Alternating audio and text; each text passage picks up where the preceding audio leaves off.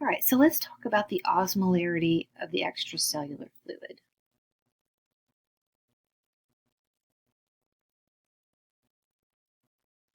The osmolarity of the extracellular fluid is important. You know, you've got sodium is the most dominant and important solute, basically, in the extracellular fluid. And that has an effect on pressure and blood pressure. Okay, so as a review,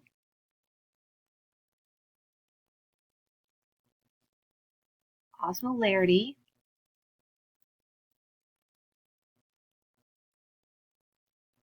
is the concentration of a solution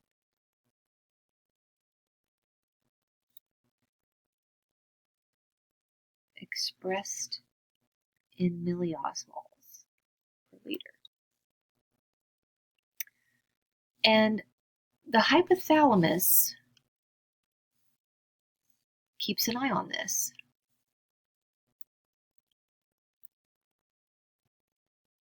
Because the hypothalamus is in charge of homeostasis and in charge of our set points, and that means blood pressure is a set point that it has to monitor. So the hypothalamus can't, take the measure of milliosmoles of osmolarity of the fluid, the vessels or whatever. It can't do that. So it has to have a way of assessing what that is. So if we look at a vessel, here's a vessel.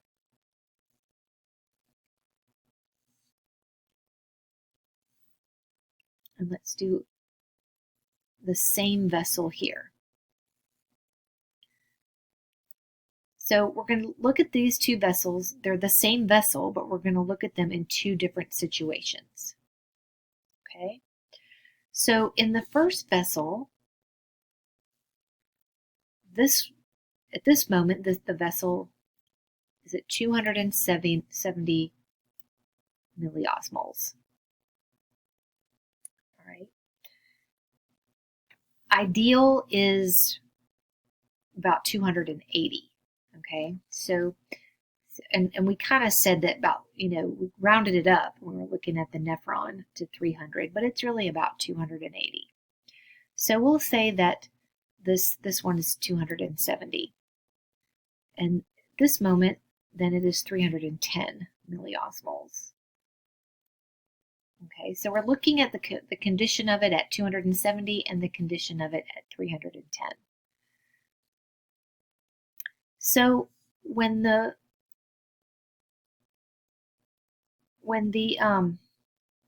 number is down, when the concentration number, the osmolarity number is down, what does that mean? Well, it means that there are fewer particles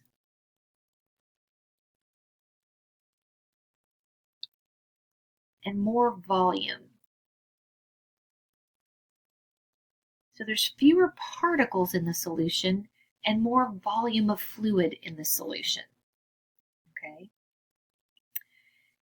In a higher osmolarity, then we're getting more particles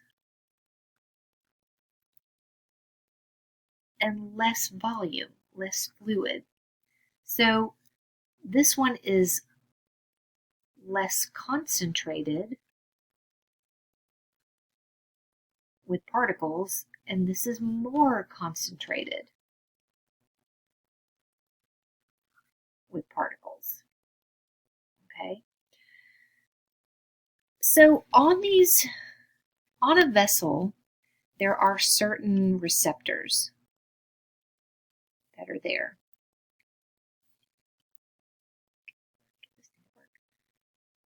So let's say there are these receptors on there. And these are Osmo receptors.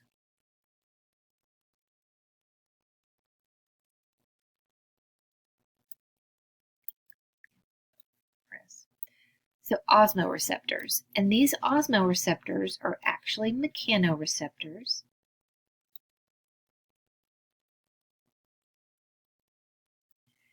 And they respond to stretch. Okay, so both of these, this is the same vessel, so they're both going to have these little Osmo receptors on them. The Osmo receptors are linked to the hypothalamus with a nerve. A little nerve over here. Okay.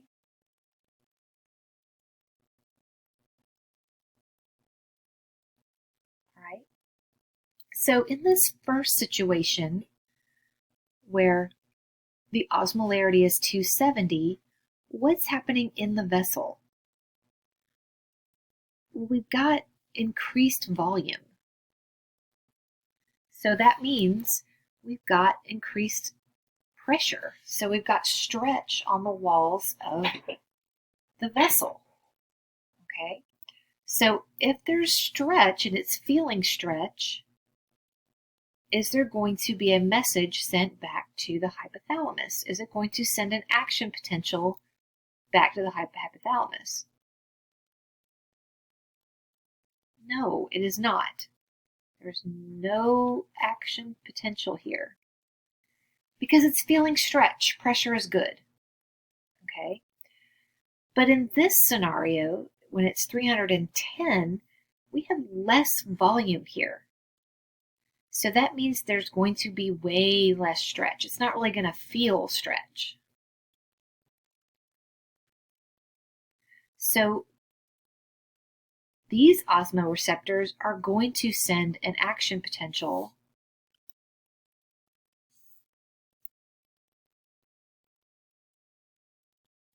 down the axon to the thalamus to let the hypothalamus, to let the hypothalamus know that pressure's down. There's no stretch here. We need some stretch. Okay, so hypothalamus says, "Oh, wow, there's no stretch there. Pressure's down." So what does it do? Well, hypothalamus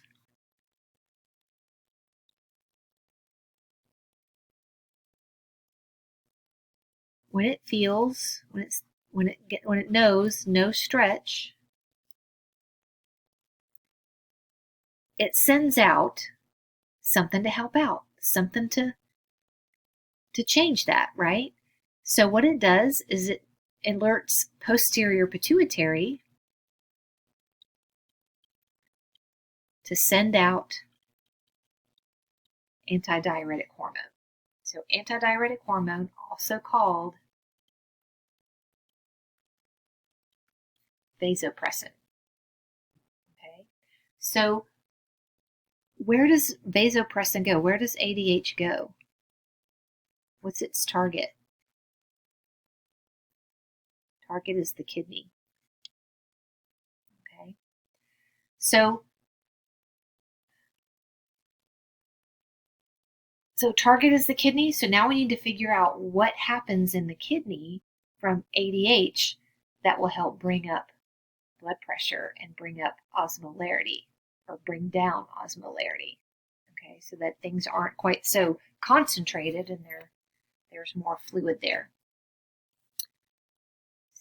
So we will talk about that.